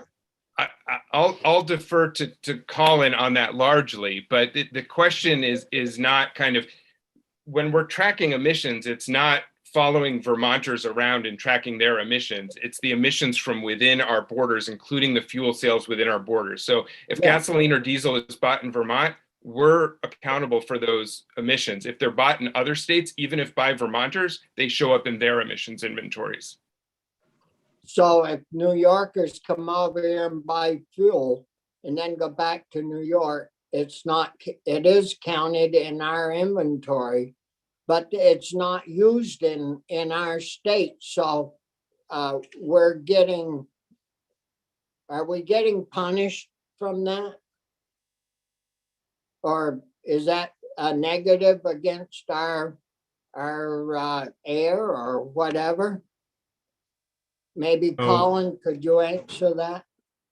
Yes, I can do my best to try. Sorry, Peter, do you want to jump in or you? Go ahead. All right. So that is correct that the emissions, if New Yorkers came and purchased fuel in Vermont and went back to New York, that we would account for those emissions in our inventory. It's also true that if Vermonters went and purchased fuel in New York and came back, we would not count it in our inventory. And so I think it's a balancing act. And I have no idea what scale, if that would balance out or not. But I think the main point is that there's no real perfect way to account for fuel within our boundaries. And Jared kind of alluded to it, and I think Peter did as well. When you look at it as a bigger picture, it doesn't really matter. That's all captured. Like if you look at the national inventory, it's getting picked up somewhere. But it is incredibly difficult, like to do it on a kind of smaller scale, state scale with those borders and how you deal with it. But I think my gut feeling is that is not a huge factor and probably doesn't kind of make or break the values. Well, aren't those numbers used to promote EVs? I mean, in Vermont here, because I mean, you know, I've been in Montpelier quite a few years and had quite a few buddies that lived along the western side of our border. Walt Freed being one of them, who owned a slew of gas stations along the Vermont side of the New York border. And I mean, he used to tell us about the traffic problems he'd have at his gas pumps from people coming over here in Vermont and purchasing their fuel. But then we have those numbers and we're saying, oh golly, our pollution is terrible. We've got to go to EVs. And I mean, I don't know if that's all figured in, but I would expect those numbers are out there and floating around and people get concerned over the numbers, and they aren't all our numbers. But anyway, Peter. Oh, Lauren. Lauren's been waiting patiently. Yeah, go ahead, Lauren. I'll be brief. Thank you, Chair Starr. I'm going to play a role that I find myself playing a lot in the Climate Council, and that's to remind people not only of the necessary mitigation work, but of resilience and adaptation. I know I did it in my intro, but as I see similar conversations unfolding within the Climate Council are happening here, we find ourselves often getting mired in the carbon counting and merits of net versus gross. As Jared, Jane, and Ryan have said, there's a clear acknowledgement that more research needs to be done here. And so there's a recommendation in the Climate Action Plan. We just need the funding to get it done. So I would say, let's do that. That would be something that would be incredible if the legislature could authorize funding for that, since we're all in agreement that funding is necessary. But if I could just leave you all with a reminder, I cannot overstate how invaluable and measurable, and when I say measurable, I mean by actual US dollar economic returns and life safety, the adaptive capacity of our natural and working lands are. So not just to consider this as a carbon counting measure, but there really is so much value in that adaptive capacity and the opportunity to promote economic and human community resilience. So I understand there's a place for the carbon conversation. I just want to make sure we're not losing that part of that really critical conversation, because our land can do so much for us and we need to empower it to do that. So thanks for letting me just elevate that again one last time. Yeah, thank you, Lauren. Just for your info, yesterday, I think we added a couple of $1 million to working lands budget to help out with all these things. So we'll go back. Peter, your hand is Thank you, Senator Starr. And I want to build on Lauren's consensus building here, because I think I think what we're talking about is really down into the weeds, and also is the result of a kind of square peg round hole conversation. We all reckon that what sort of missing as we get into the weeds is that we all recognize the value of our agriculture, our forestry, our other natural lands in helping us meet the climate crisis, both on the mitigation side and on the adaptation and resilience side. That is the like going in statement that we all need to remind ourselves that we're making.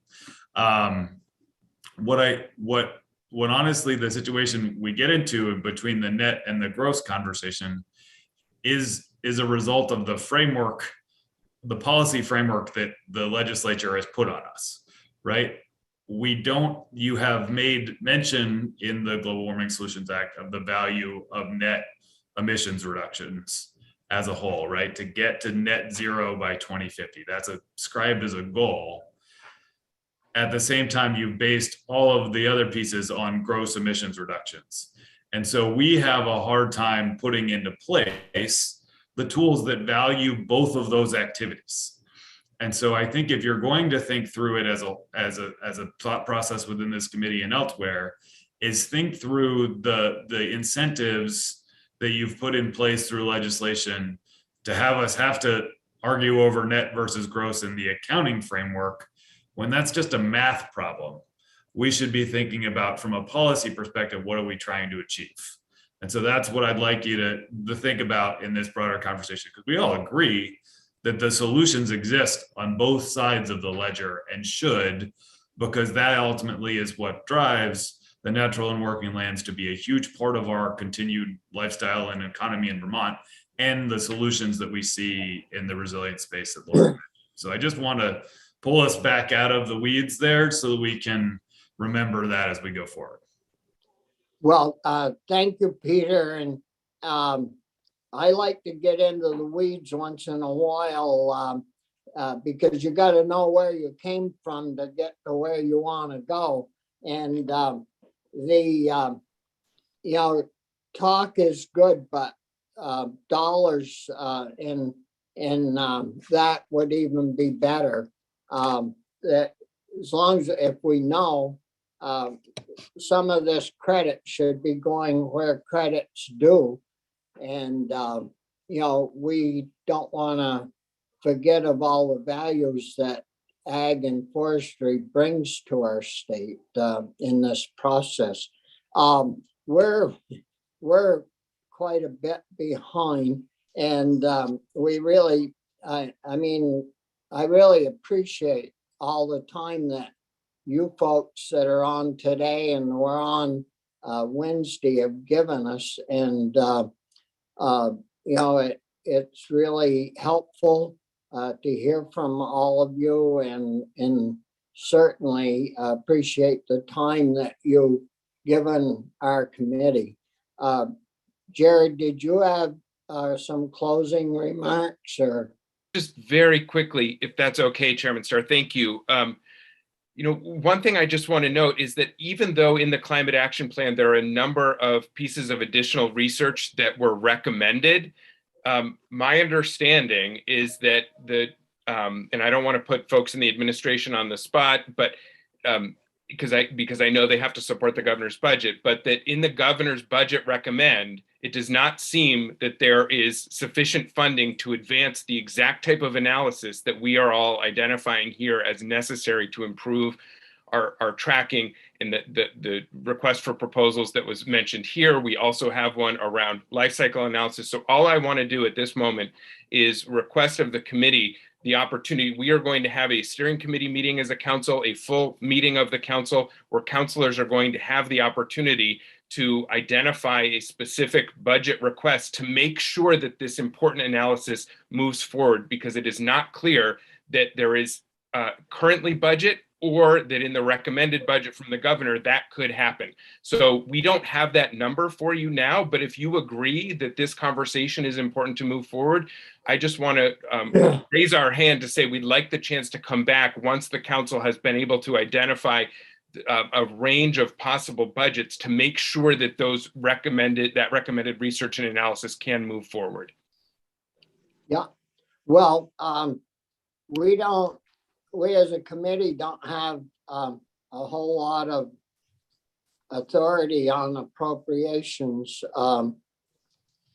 I might be able to help you out because I sit on that committee. But come back once you get the facts, and we'll see how things are going. And we'll deal with that once we get by the budget adjustment and move to the FY23 budget. I'm sure we'll have you folks in. So with that, again, thanks a lot. We've got other people waiting to chat with us that we were going to start at 10:30.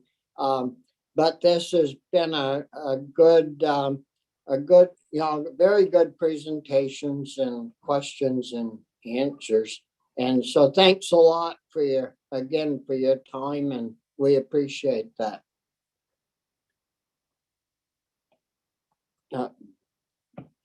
Linda, do we have people waiting? Michael O'Grady's here. Yeah.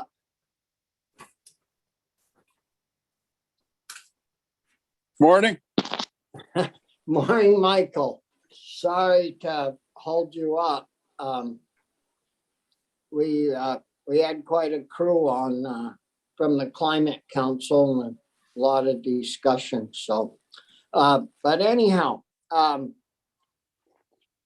think we wanted to chat a little bit about the on the staffing at UVM. Were we going to talk about doing a letter to them, guys, in regards to the lack of I don't know if you were on the other day, Michael, but they told us the agent in Addison County was leaving and they'd been told it was going to take retiring, and it was going to take 1.5 years to replace him and fill that position. And then we had another person in from Bennington County. I think it was Abby, course, that's talked to us about them not having an agent, and they were having to use Vern Grubinger from, I think, over in Bennington County. And we were wondering about sending them a letter encouraging the extension service to improve to see if they could.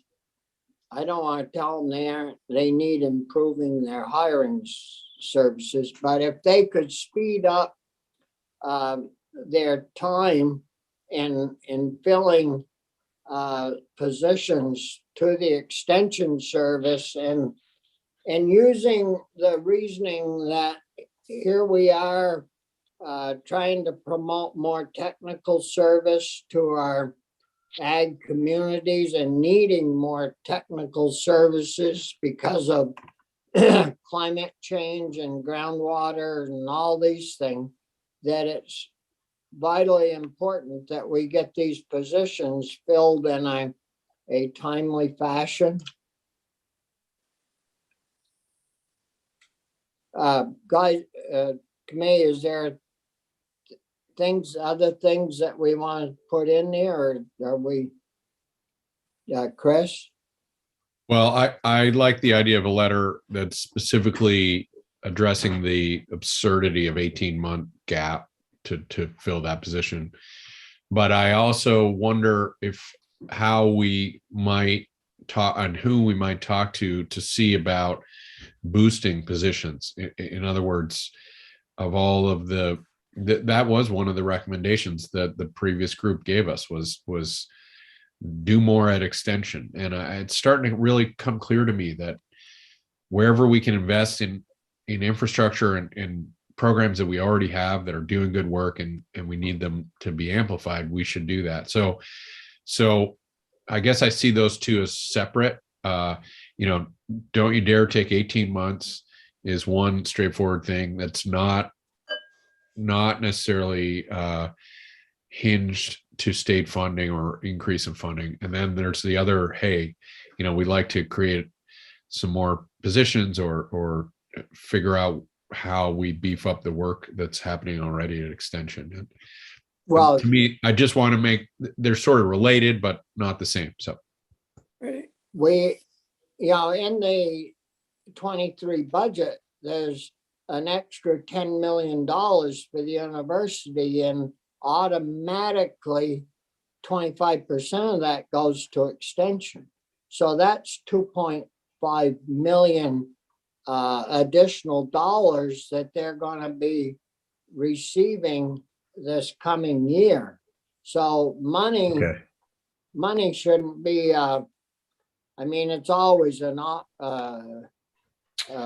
problem, but they never seem to have enough, any of them, but they're Well, going to maybe- have maybe that's the context then, Mr. Chair. We ask them, somebody to come in and tell us, what this is our understanding that you'd get a quarter of that money. Tell us what your plan is, and how do we boost that kind of thing, or make sure that it stays there, or do you need any framework around making sure that you get a quarter of that money? That strikes me as a terrific way to have that conversation, but separate from the letter. so anyways, Michael, do you have Hey, any can I- concerns or questions? I think I need a little bit more information. I think, who is the current director of UVM Extension? Is it Roy Beckford? I don't really know, Michael, but I don't Okay. know if it should go there or right to the Dean of the College of Agriculture, because that's who they're under, I believe. Yep.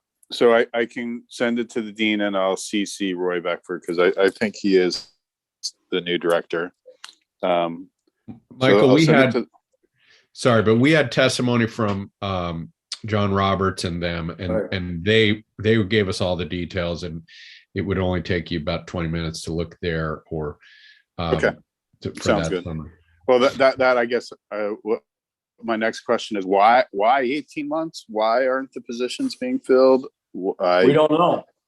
No, That we don't. doesn't make sense on a fiscal year, right? You might wait until the end of the fiscal year, but that's not 18 months, And- I guess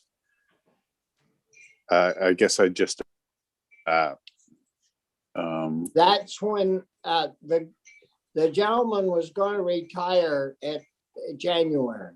But when that came through, he said, well, I'm not going to leave you guys for 18 months with no director down here in Addison County.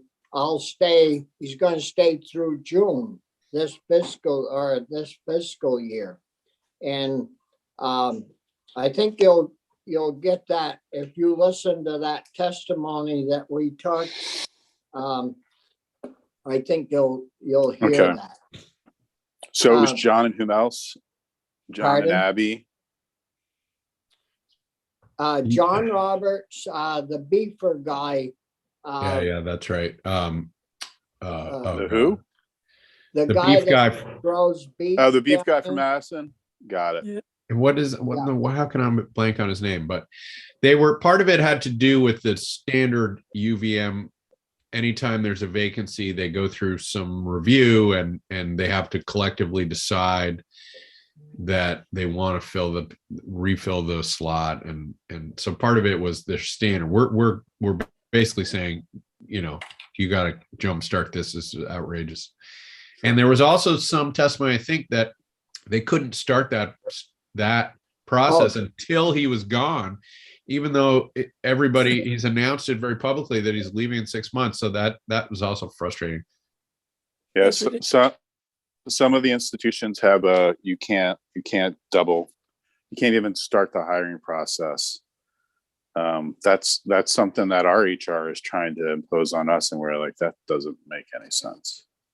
That's a problem with ever setting that HR process up for you guys. We were getting along fine, and that going big time isn't always the best way to go. But anyways, the other. Okay, I think I have enough to. What's your timeline? Well, we don't need it by the end of the day. When you have time, Michael. That Okay. I I think I can get to it Monday afternoon. Yeah, whenever you've got a schedule and Okay. when you have time. But Sure. All right. the next issue is maybe a little rougher than this one. We were wondering about sending a letter to the Agency of Ag and to the Federal Meat Inspection folks that until we receive something in writing to substantiate that we're out of compliance to on-farm slaughter, we're going to continue our present practice. And is there, we need to talk to you in regards to that to see if you think that would be proper and would make any sense. So I think it's just about the tone and the language that you use. If you're gonna say to USDA, FSIS, we're gonna direct the Agency of Agriculture to ignore your oral guidance, that presents some legal issues and it's provocative to USDA. So you want to be nice?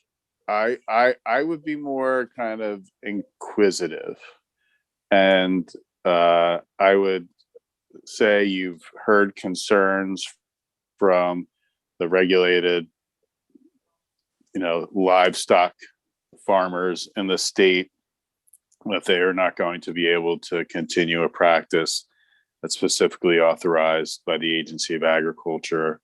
However, no one from USDA or the Agency of Agriculture has provided any formal written guidance. So the regulated community is unsure of what the actual regulatory landscape is.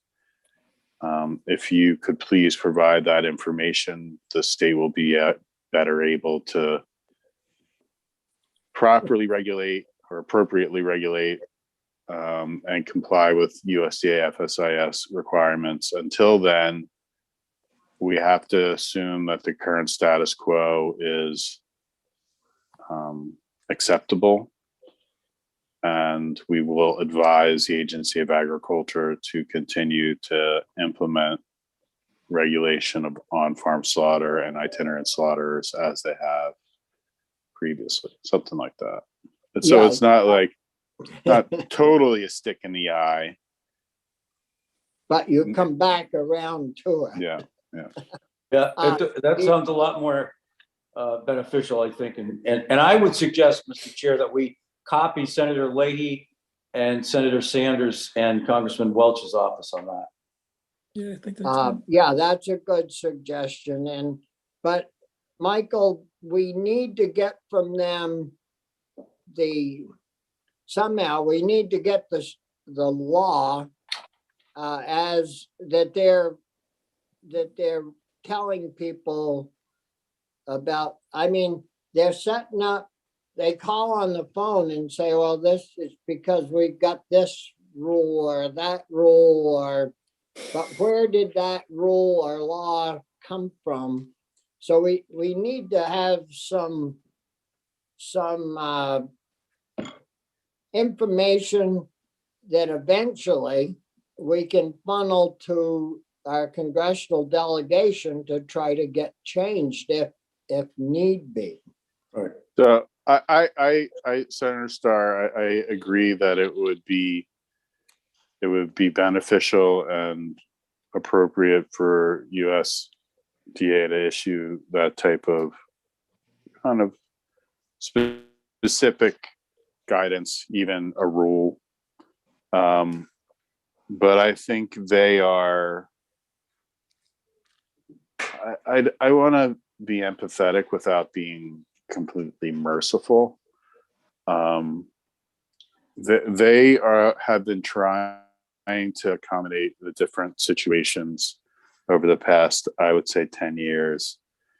And they've kind of backed themselves into a corner. And to continue to do that is really what they're doing. They really need a rule. They really need to go to rulemaking. But that is hard.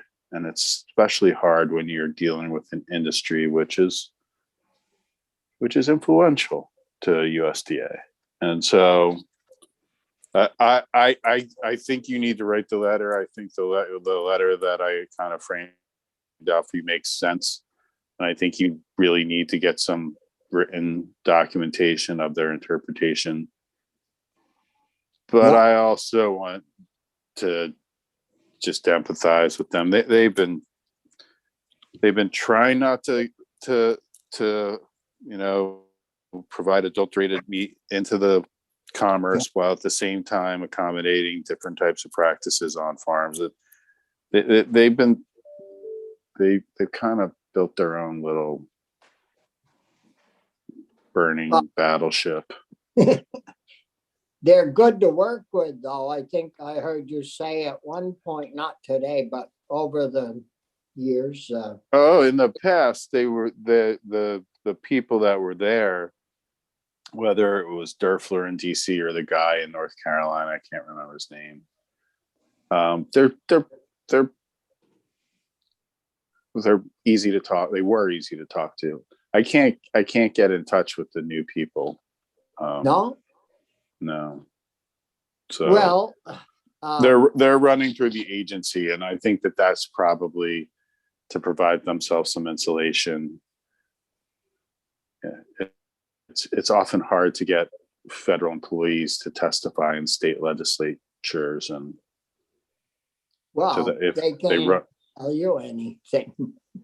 They got to go to higher ups to be able to say boo. Right. Exactly.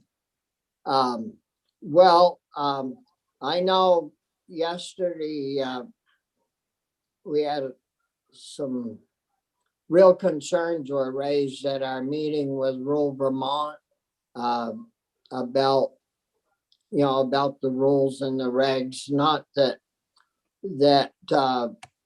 but I think the only way for us to clarify an issue or try to get it straightened out that we've spent days and days on farm slaughter and trying to enhance that local meat business is to send a letter. Maybe I was a little harsh on the first trip, but the second trip, if it has to be, because I don't know what we'll get back, but if we have to do a second letter, we're going to use a little vinegar. You can catch more flies with honey than you can with vinegar. Yeah. But anyways, all right. So help us do that. I'll do that one too.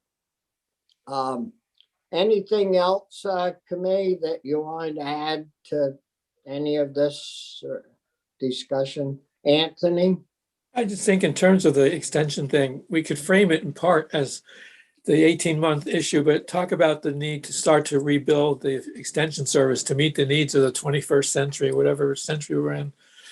I mean, given climate change and all the investments we're making in agriculture, we need to rebuild the extension service to meet the needs of demands of today.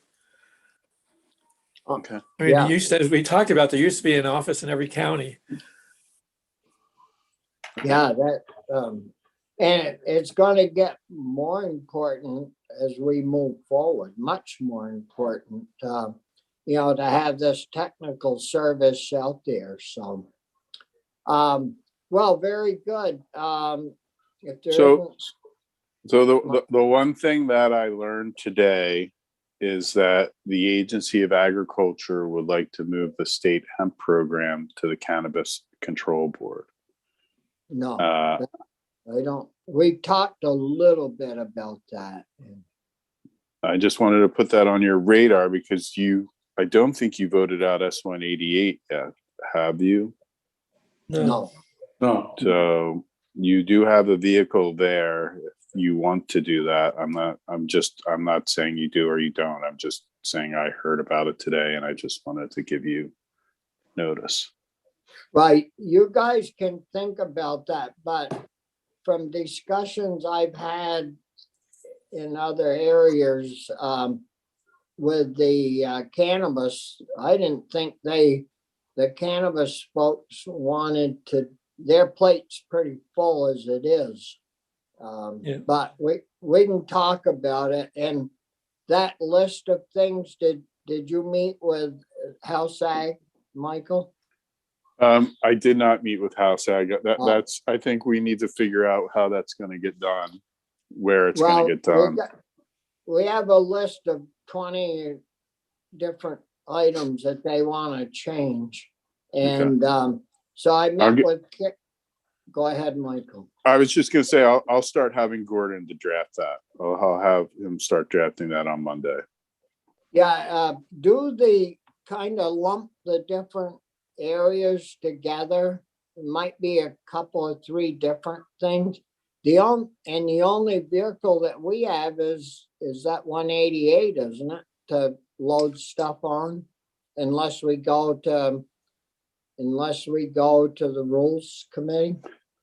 Well, a lot of what they're proposing are amendments, and they're not significant, or well, I should say, most of them are not significant to the water quality chapter. And Senator Pearson and Senator Polina's RAP bill is a water quality bill because the RAPs are water quality. So you could use that as a vehicle for the water quality provisions if you wanted to. Won't we have a House bill coming over to us though, Bobby, that we can do? Well, I don't know what they're gonna send us. I know they're gonna work on some of these projects. And then we would work on projects that they don't want us, or they won't have time to do, so we'll have to do them. And some of them we won't do at all. Okay. Some of the requests, I don't think we're gonna be doing all the requests. I think we're gonna run out of time on some of them. But did you guys get a copy of those? The Yes. different issues? Yes, Yep. yes. Yeah, okay. If you get a minute or maybe a half hour, I was gonna say, it takes more than a minute to go through that list. yeah, maybe a half hour to an hour to work your way through that a little bit. And next week we'll have a discussion with Michael, or have them in for the whole committee. And as I said, I'll have Gordon start drafting it on Monday, and so we'll try to get the stuff in the pipeline as soon as possible. Yeah, very good, Michael. Okay. Anything else, committee? Well, thank you, and have a good weekend, Michael. You too. Yep. See you Thanks. soon. There anything else that are we off now, Linda? No, Oh, okay. So I guess we're done for the week. So you want to take us offline? Just a question, Mr. Chair. The shifting the hemp program under the Cannabis Control Board. There is some logic to me. It is a question of timing. I definitely agree, at least on the timing thing, but I'm curious, you had a reaction. Is yours about timing or overall think it's a mistake? Well, they're cousins. They came from the same family, but one doesn't, the cousins fight each other. And, they do totally opposite things. Right. And I don't want to jeopardize the hemp industry because their cousin gets everybody high. And, so I think we